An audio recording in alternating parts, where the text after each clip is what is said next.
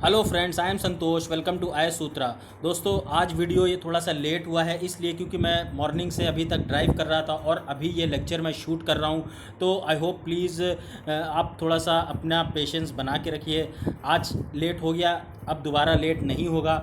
तो देख लेते हैं सबसे पहले आज का मोटिवेशनल कोट। इसमें बोला गया है, the biggest adventure you can ever take is to live the life of your dreams.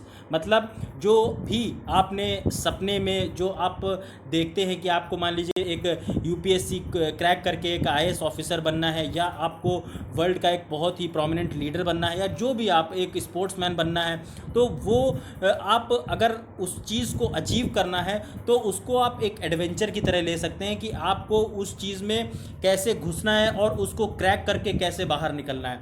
तो ये था आज का मोटिवेशनल कोट। उसके बाद यहाँ पे बात कर लेते हैं थोड़ा सा कोरोना की। वर्ल्ड में अगर आप देखेंगे तो इस समय टोटल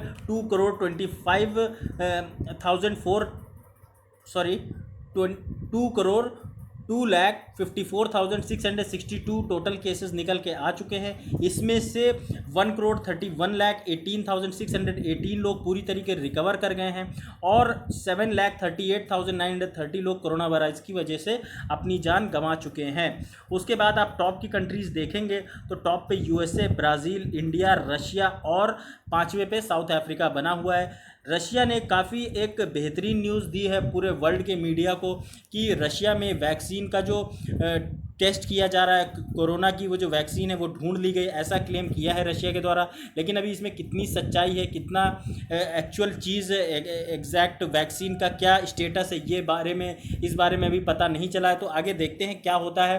फिर इंडिया के अगर बारे में देखेंगे तो इंडिया में टोटल 22,67,153 केस निकल के आ चुके हैं और इसमें से आप देखेंगे जो 15,81,640 लोग पूरी तरीके रिकवर कर गए हैं और 45,353 लोग कोरोना की वजह से अपनी जान गंवा चुके हैं। तो ये था आज का कोरोना अपडेट। सबसे पहले एडिटोरियल में बात की जा रही है सन के मैग्नेटिक फील्ड की। ये ज्योग्राफी का एक इम्पॉर्टेंट टॉपिक बन सकता है आपके लिए, क्योंकि जब आप ज्योग्राफी पढ़ते हैं तो ज्योग्राफी में आपको जो पूरा एक अर्थ और अर्थ के साथ जो प्लैनेट्स के बारे में पढ़ाई करनी पड़ती है, उसी से रिलेटेड ये है कि सन के सरफेस में क्या है, सरफेस का टेम्परेचर क्या है, सन के एटमॉस्फेयर में क्या है, सन का मैग्नेटिक जो फील्ड है वो कैसा है, उसी बारे में ये पूरा जो एडिटोरियल है इसमें मैं आपको बताऊंगा कि अभी एक इंटरनेशनल टीम जो कि सोलर फिजिसिस्ट्स जिसमें थे, उन्होंने रिसेंटली मेजर किया है ग्लोबल मैग्नेटिक फील्ड जो कि सन के एटमॉस्फेयर की है। आप जो देखेंगे जो ये सन है, सन का जो आउटर लेयर है जिसे आप एटमॉस्फेयर बोलते हैं, वहाँ की ये मैग्नेटिक फील्ड अभी कैलकुलेट करी गई है, मेजर करी गई है। और आप देखेंगे इस टीम में जो रिसर्चर्स थे वो पेकिंग यूनिवर्सिटी चाइना के रिसर्चर्स थे, उसके बाद national centre for atmospheric research US के, ये सारी जो कंट्री के जो साइंटिस्ट हैं वो इसमें लगे हुए थे। अभी अगर देखेंगे सोलर पजल्स के बारे में, तो अभी इस एडवांसमेंट हुआ, जो रिसर्च हुई है मैग्नेटिक फील्ड पे, इससे काफ़ी ज़्यादा आने वाले टाइम में जो मतलब जो एक जिसे आप बोलते हैं ना गुत्थी जो है सुलझने में काफ़ी ज़्यादा हेल्प मिलेगी। जैसे कि आप देखेंगे कोरोनल हीटिंग जो है उस बारे में पता चलेगा कि कैसे इतनी ज़्यादा जो ह्यूज एनर्जी जनरेट करता है सन का जो आप बोल सकते हैं जो ऊपरी सतह है। फिर यहाँ पे जो कोरोना ऑफ द सन, जो कोर ऑफ द सन जो बोलते हैं, जिसकी जो टेम्परेचर आप देखेंगे 15 मिलियन डिग्री, मतलब आप समझ सकते हैं कितनी ज़्यादा गर्मी होगी वहाँ पे, is hotter then it's outer layer. Outer layer जो सन की है उससे भी ज़्यादा टेम्परेचर है जो एटमॉस्फियर का। तो आप समझ सकते हैं, आपसे डायरेक्ट क्वेश्चन प्रीलिम्स में बन जाएगा ऐसे कि जो आउटर लेयर है सन की वो कम गर्म है in comparison to inner layer. तो वहाँ पे आपको ऐसे कंफ्यूज किया जा सकता है। तो इस बारे में आप प्रॉपर आइडिया रखिएगा कि सन की जो कोर है वो काफ़ी ज़्यादा गर्म है in comparison to outer layer.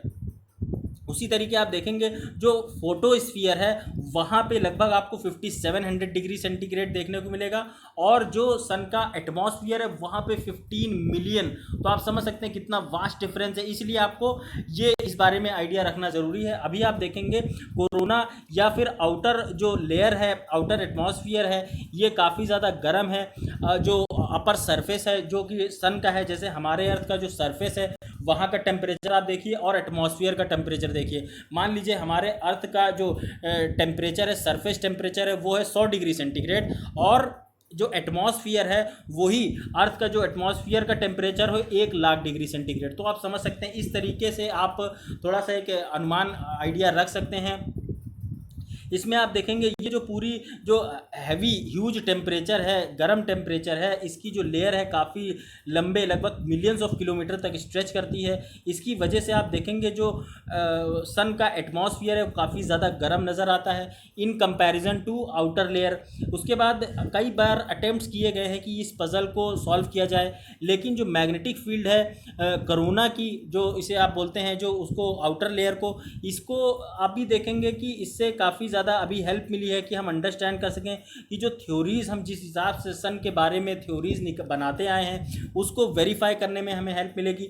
Magnetic अगर रिकनेक्शन देखेंगे तो इरप्शंस जो हैं वो अक्सर देखे जाते हैं सन से, सोलर फ्लेयर्स। आपने देखा होगा कई बार जो हमारा स्टॉक एक्सचेंज होता है वो रोक दिया जाता है, इंटरनेट कनेक्शन हैं वो रुक जाते हैं। कई बार ये सारी जो प्रॉब्लम्स देखने को मिलती हैं ये सोलर फ्लेयर्स की वजह से देखने को मिलती है। अक्सर आपने एक चीज़ इकोनॉमी में ये इस बारे में पढ़ा होगा, और ज्योग्राफी के अगर आप स्टूडेंट हैं तो वहाँ पे भी आपने इसे पढ़ा होगा। कोरोनल जो मास इंजेक्शंस हैं वो जो उसमें वेरिएशन देखने को मिलता है ज़्यादातर उसमें मैग्नेटिक रिकनेक्शंस की वजह से देखने को मिलता है, जो कि सन के कोरोना में देखने को मिलता है। मैग्नेटिक रिकनेक्शन जो क्या मैग्नेटिक रिकनेक्शन एक ऐसी प्रोसेस है जहाँ पे जो ऑपोजिट जो पोलैरिटी होती है मैग्नेटिक फील्ड के, मतलब एक मिनट अभी मैं आपको बताऊँ, ये मान लीजिए ये सन है, ये नॉर्थ पोल है, ये साउथ पोल है, तो इसके बीच में जो जो मैग्नेटिक फील्ड है ये किस लेवल पे है, तो इससे जो इसकी पूरी एक कैलकुलेशन है उस पे डिपेंड करता है कि वहाँ पे किस लेवल पे मैग्नेटिक फील्ड वहाँ पे एक इफेक्ट डाल रही है वहाँ के टेम्परेचर पे। तो ये चीज़ आप इस बारे में आइडिया रखिएगा। काफ़ी बार आप देखेंगे मैग्नेटिक एनर्जी जो है वो कन्वर्ट हो जाती है हीट एनर्जी में। तो ये भी बोला जा रहा है कि जो हीट एनर्जी जो ज़्यादा हीट प्रोड्यूस हो रही है सन के एटमॉस्फेयर पे, वो इसी वजह से हो सकती है कि मैग्नेटिक एनर्जी वहाँ पे काफ़ी ज़्यादा है और वो एनर्जी मैग्नेटिक एनर्जी कन्वर्ट हुई जा रही है हीट एनर्जी में। इसी तरीके आप देखेंगे इसको it is also converted to kinetic energy which leads to generation of heating, solar flares and solar jets. ये सारा मैंने अभी आपको बताया, जो हीट वेव्स आती हैं सन की उसे ही बेसिकली उसकी बात की जा रही है। इससे इस थ्योरी से इस जो रिसर्च हुई है इससे काफ़ी ज़्यादा हेल्प मिलेगी कि हम इस थ्योरी को वेरीफाई कर सकें कि हाँ वाकई में इसी वजह से सन का टेम्परेचर इतना ज़्यादा है। थोड़ा सा मैग्नेटिक वेव्स के बारे में अगर आप जानेंगे तो प्रॉपर्टी ऑफ वेव्स जो होती हैं ये डिपेंड करती हैं medium in which they travel, जिस मीडियम में ये ट्रेवल करती हैं उस पर डिपेंड करती हैं। वेव्स जो हैं वो लॉन्गिट्यूडनल हो सकती हैं या फिर लैटिट्यूडनल हो सकती हैं। ये चीज़ आप जानते ही होंगे, साइंस के स्टूडेंट अगर आप हैं तो 10th तक तो अब तो सभी के लिए कॉमन है, तो आपने ज़रूर ये चीज़ पढ़ी होगी। वेव्स जो होती हैं वो प्रोपोगेट करती हैं मैग्नेटिक प्लाज्मा, जिनको बोलते हैं मैग्नेटो हाइड्रोडाइनमिक वेव्स, MHD जिसके जो है इसका शॉर्ट फॉर्म वो आप याद रख सकते हैं। अगर आप देखेंगे थ्योरेटिकल कैलकुलेशन के हिसाब से तो जो प्रॉपर्टीज़ ऑफ ट्रांसवर्स MHD होती हैं वेव, ये डायरेक्टली रिलेटेड होती हैं स्ट्रेंथ ऑफ मैग्नेटिक फील्ड से एंड डेंसिटी ऑफ कोरोना। यानी कि जितनी ज़्यादा आपको देखने को मिलेगी जो मैग्नेटिक हाइड्रोडायनेमिक वेव्स जो होती हैं ये डायरेक्टली जितनी ज़्यादा होगी उतनी ज़्यादा मैग्नेटिक फील्ड होगी और उतनी ज़्यादा डेंसिटी कोरोना की देखने को मिलेगी। जो टीम जिसने अभी इस टेक्निक को इवॉल्व किया है बेसिकली उसको बोला जा रहा है कोरोनल सिस्मोलॉजी और मैग्नेटोसिस्मोलॉजी। डायरेक्ट क्वेश्चन बनता है क्योंकि कोरोनल सिस्मोलॉजी या मैग्नेटोसिस्मोलॉजी का क्या काम है, ये क्या चीज़ मेजर करती हैं, तो इनका काम है कि ये कोरोनल मैग्नेटिक फील्ड को मेजर करती हैं सन की। तो इस बारे में आप आइडिया रख सकते हैं, जहाँ पे भी आप नोट्स बनाते हैं वहाँ पे इसे अच्छे से नोट करके रखिएगा क्योंकि रिवीजन के टाइम में आपको बहुत ज़्यादा हेल्प मिलने वाली है। तो दोस्तों रिवीजन, पहले तो सबसे पहले मैं अगर आपको थोड़ा सा रिवीजन के बारे में बताऊँ, रिवीजन क्या होता है। रिवीजन मतलब जो भी आप डे टू डे मतलब पढ़ते जाते हैं उसको जब एग्ज़ाम होता है आपको कितना वो जो चीज़ आपने पढ़ी है वो दिमाग से बाहर निकाल सकते हैं। यही है बेसिकली रिवीजन। रिवीजन का फ़ायदा यही नज़र नज़र आता है, जब अपने आप दिमाग को स्टेबल रख के अपने दिमाग से जो पढ़ी हुई चीज़ें बाहर निकाल पाते हैं, that is where you make the difference. इसलिए दोस्तों रिवीजन ज़रूर करते रहिए, क्योंकि revision is the key to success. तो अब यहाँ पे थोड़ा सा COMP मेथड के बारे में आप अगर देखेंगे तो इसे बोलते हैं coronal multi channel polarimeter. COMP एक ऐसा इंस्ट्रूमेंट है जो कि मेजरमेंट्स प्रोवाइड करता है इंफ्रारेड रेडिएशंस, जो कि सन के एटमॉस्फेयर से हमारे अर्थ की तरफ आती हैं। आप यहाँ पे देखिए, इसमें इसे बेसिकली ऑपरेट किया जाता है हाई ऑल्टीट्यूड ऑब्जर्वेटरी, जो कि US में सिचुएटेड है। मौना लोआ सोलर ऑब्जर्वेटरी जिसे बोलते हैं, ये जो है वोल्केनो आइलैंड ऑफ हवाई के पास में सिचुएटेड है। ये it is important to measure the coronal magnetic fields regularly since the coronal highly dynamic. मतलब जो कोरोना की जो ये जो मैग्नेटिक फ्लेयर्स होते हैं, जो सन की तरफ से जो वेव्स आती हैं, ये काफ़ी ज़्यादा डायनेमिक होते हैं। कभी हल्की आती हैं, कभी ज़्यादा आती हैं, कभी बहुत ज़्यादा आती हैं। तो इसके बारे में स्टडी करनी बहुत ज़्यादा ज़रूरी है। इसी वजह से यहाँ पे बोला जा रहा है कि इसकी प्रॉपर जो एक ऑब्जर्वेटरी बनाई गई है जिसमें इसकी स्टडी करी जाएगी, तो आने वाले टाइम में काफ़ी ज़्यादा हमें हेल्प मिलेगी सन को और ज़्यादा अच्छे से समझने में। इस पूरी जो ये पूरी सन की मैग्नेटिक फील्ड के बारे में मैंने आपको जो पढ़ाया है, इससे जो रिसर्च एंड डेवलपमेंट से रिलेटेड जो चीज़ें आपसे डिस्कस करी, इसको अच्छे से आप समझिए और इसके बारे में आइडिया रखिए। फिर यहाँ पे इकोनॉमी का एक इम्पॉर्टेंट टॉपिक है फॉरेक्स रिजर्व, जो कि अभी इंडिया का काफ़ी ज़्यादा अच्छे लेवल पे बढ़ता हुआ नज़र आ रहा है। तो ये इकोनॉमिक डेवलपमेंट GS3 का इम्पॉर्टेंट टॉपिक है। तो चलिए देखते हैं। इंडिया का जो फॉरेक्स रिजर्व है अभी 534.5 बिलियन पहुंच गया है, जो कि जिसकी वजह से इंडिया 5th लार्जेस्ट वर्ल्ड के सबसे ज़्यादा फॉरेक्स रिजर्व में शुमार हो गया है। अभी टॉप पे अगर आप देखेंगे तो टॉप पे तो चाइना है ही। आपने पढ़ा होगा इकोनॉमी में कि जो चाइना है वो हमेशा टॉप पे रहता है। चाइना, जापान, रशिया, ये सारे जो देश हैं टॉप में रहते हैं। इसमें आप देखेंगे अभी ये काफ़ी ज़्यादा इससे हेल्प मिलेगी हमें कि हम अपनी जो इकोनॉमी है उसको कंट्रोल कर सकें। स्ट्रेस जो है हमारी इकोनॉमी में जो अंडर स्ट्रेस चल रही है उसको कहीं ना कहीं लगाम लगा पाएंगे, और इससे हमें हमारा जो इंपोर्ट बिल है, इंडिया का जो इंपोर्ट बिल है, उसे कहीं ना कहीं काउंटर करने में काफ़ी ज़्यादा हेल्प मिलेगी। अभी आप देखेंगे इसका जो फॉरेक्स रिजर्व बढ़ रहा है उसके कुछ जो रीज़न है वो अगर आप देखेंगे, अभी हमारे देश की सरकार ने हाई सरचार्ज लगाया फॉरेन पोर्टफोलियो इन्वेस्टर्स में, जो कि अभी 2019 में जो बजट आया था उसमें ये बोला गया कि हाई सरचार्ज लगाया जाएगा, जिससे कि जो मतलब सरकार का रेवेन्यू बढ़ाने के लिए सरकार ने ये कदम उठाया था। अभी आप देखेंगे इसकी वजह से हमारे देश में जो इनफ्लो ऑफ फॉरेक्स रिजर्व्स है वो काफ़ी ज़्यादा कम हो गया है। उसके बाद आप देखेंगे कि अभी ट्रेंड ये हो रहा है कि जो फॉरेन एक्सचेंज रिजर्व्स है वो अभी जब से कोरोना स्टार्ट हुआ है तब से काफ़ी ज़्यादा अभी बढ़ रहा है। तो देखते हैं वो क्यों, वो अभी थोड़ा सा आगे मैं डिस्कस करूंगा आपके साथ। How a trend of rising foreign exchange reserve is started after the sharp cut in corporate taxes. जो कॉरपोरेट टैक्सेस में शार्प कट किए गए और जो रिवर्सल ऑफ FPI यानी कि फॉरेन पोर्टफोलियो इन्वेस्टमेंट के जो सरचार्ज हैं उसे जो अनाउंस किया गया, इसकी वजह से अभी हमारे देश में ये जो इस पॉलिसी को रोक के ये पॉलिसी जो लाई गई, इससे काफ़ी ज़्यादा इन्वेस्टर्स हमारे देश में अट्रैक्ट हुए और बहुत ही ह्यूज FPI हमारे देश में देखने को मिली। अभी आपने सुना होगा जियो ने पैंडमिक के टाइम में भी सबसे बड़ा इन्वेस्टमेंट लेके आई। तो आप समझ सकते हैं अरमैको जैसी कंपनी, गूगल जैसी कंपनी, बड़ी बड़ी कंपनियों ने हमारे देश की जियो कंपनी में इन्वेस्ट किया। और आज की डेट में आपने सुना होगा जो मुकेश अंबानी साहब हैं वो वर्ल्ड के 5th रिचेस्ट पर्सन बन गए हैं इसी वजह से। अभी आपने देखा होगा it has led to increase in 106, ये जो FPI आ रही हैं इसकी वजह से हमारे देश में 106 बिलियन डॉलर्स का जो फॉरेक्स रिजर्व है वो बढ़ गया है सितंबर 2019 से जनवरी 2020 के बीच में। इंडिया जो है अभी 5th नंबर पर है, जो भी मैंने आपको बताया भी था। टॉप पे चाइना है 3298 बिलियन के साथ में, दूसरे पे जापान है 1383 के साथ में, तीसरे पे स्विट्ज़रलैंड, चौथे पे रशिया और पांचवें पे इंडिया। तो इसके बारे में आप आइडिया रख सकते हैं कि टॉप 5 कंट्रीज़ कौन सी हैं इंडिया के पॉइंट ऑफ व्यू से, कि आपसे इकोनॉमी के पॉइंट ऑफ व्यू से क्वेश्चन बन जाएगा कि इंडिया के ऊपर कौन कौन सी कंट्रीज़ हैं। उसके बाद आप देखिए फॉरेक्स रिजर्व बेसिकली बढ़ने का जो तरीका है, मेन रीज़न है वो मैंने अभी आपको पहले भी बताया, एफपीआई फॉरेन पोर्टफोलियो इन्वेस्टमेंट और एफडीआई की वजह से जो ह्यूज हमारे देश में इन्वेस्टमेंट देखने को मिला, इस वजह से हमारा जो फॉरेक्स रिजर्व है वो बढ़ता हुआ नज़र आया। एफपीआई ने लगभग 15.1 बिलियन का जो एक एडिशनल ऐड किया सितंबर से दिसंबर 2019 के बीच में। एफडीआई जो इनफ्लो है वो काफ़ी ज़्यादा सिग्निफिकेंट कंट्रीब्यूटर है, जिससे कि हमारा फॉरेक्स रिजर्व जो है वो बढ़ रहा है। एफडीआई इन्वेस्टमेंट ने इंडिया के प्लेटफॉर्म में काफ़ी ज़्यादा एक देखने को मिला, जैसे जियो में मैंने आपको बताया।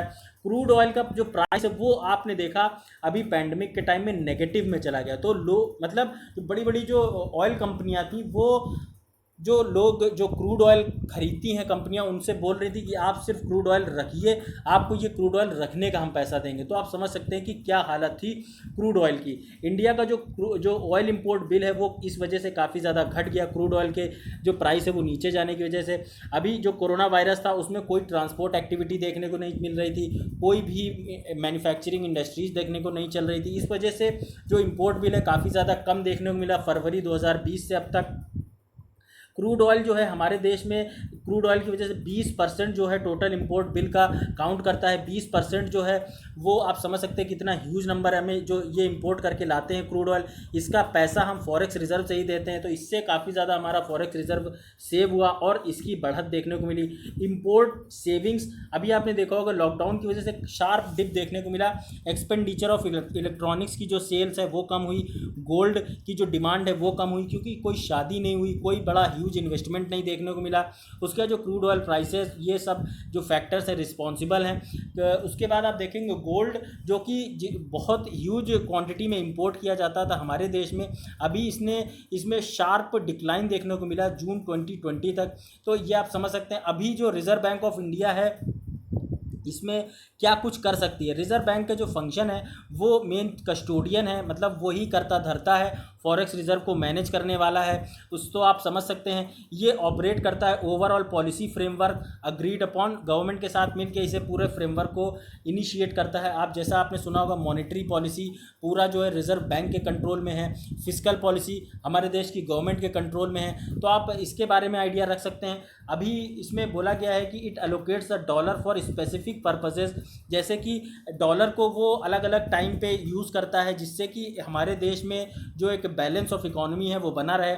लिबरलाइज्ड रेमिटेंसेस क्या होते हैं, जैसे हमारे देश के लोग बाहर जाके जब नौकरी करते हैं दुबई में, अमेरिका में, तो वो अपने देश में अपने परिजनों को पैसा भेजते हैं, तो वो जो पैसा है उसको वो रेमिटेंस जिसे बोलते हैं आप, वो इंडिया में सबसे ज़्यादा अभी तक आता था, तो उसको भी कहीं ना कहीं कंट्रोल किया जाता है। उससे भी काफ़ी ज़्यादा हेल्प मिलती है हमारा फॉरेक्स रिजर्व एक बढ़ाने में।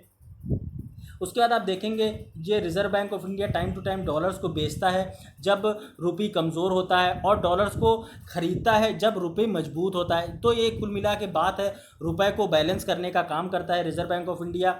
रिज़र्व बैंक ऑफ इंडिया जो है वो अक्सर ये सारी चीज़ें करके हमारी जो इकॉनमी है उसको एक बैलेंस में बना के चलता है, जिससे कि ना चीज़ें बहुत ज़्यादा महंगी हो जाएं ना बहुत ज़्यादा सस्ती हो जाएं, और हमारी जो इकॉनमी है एक जो डिमांड एंड सप्लाई की सारी जो चीज़ है वो सब बनी रहे, जिससे कि लोगों को दिक्कत परेशानी का सामना ना करना पड़े।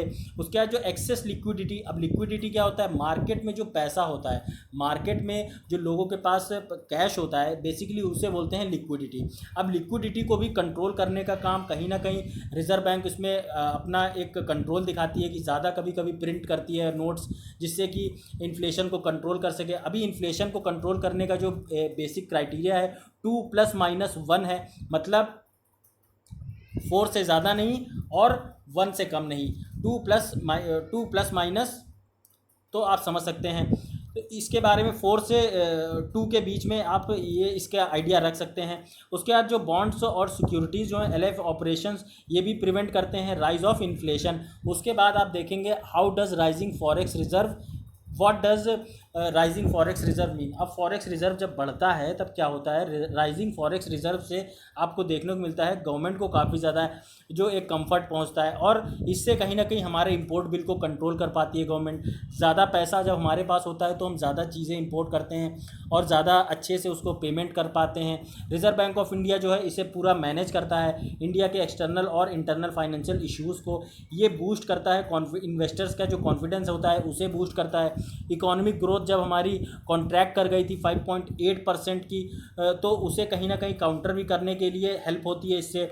ये एक कुशन की तरह एक कुशन का भी काम करता है जब हमारी इकोनॉमी क्राइसिस में चलती है, इकोनॉमिक फ्रंट में, और जो इंपोर्ट बिल है ये काफ़ी बार बढ़ता हुआ नज़र आता है। तो उन सब चीज़ों को कहीं ना कहीं कंट्रोल करने में फॉरेक्स रिजर्व की एक अहम भूमिका होती है। तो इस बारे में आप आइडिया रख सकते हैं। अभी एक मैं किसी इंटरव्यू का आईएएस ऑफिसर का इंटरव्यू सुन रहा था, वहाँ पे पूछा गया था कि फॉरेक्स रिजर्व जो हमारे देश में कंटिन्यूसली बढ़ रहा है, उससे डायरेक्ट क्वेश्चन यही था कि जो बढ़ रहा है इसके क्या कुछ इम्प्लीकेशंस हो सकते हैं। तो दोस्तों अगर आप ऐसे ही ये एडिटोरियल्स करते हुए चलेंगे, समझते हुए चलेंगे, तो आपको आने वाले टाइम में एक आप ओवरऑल कॉम्प्रिहेंसिव अप्रोच आपकी बन पाएगी।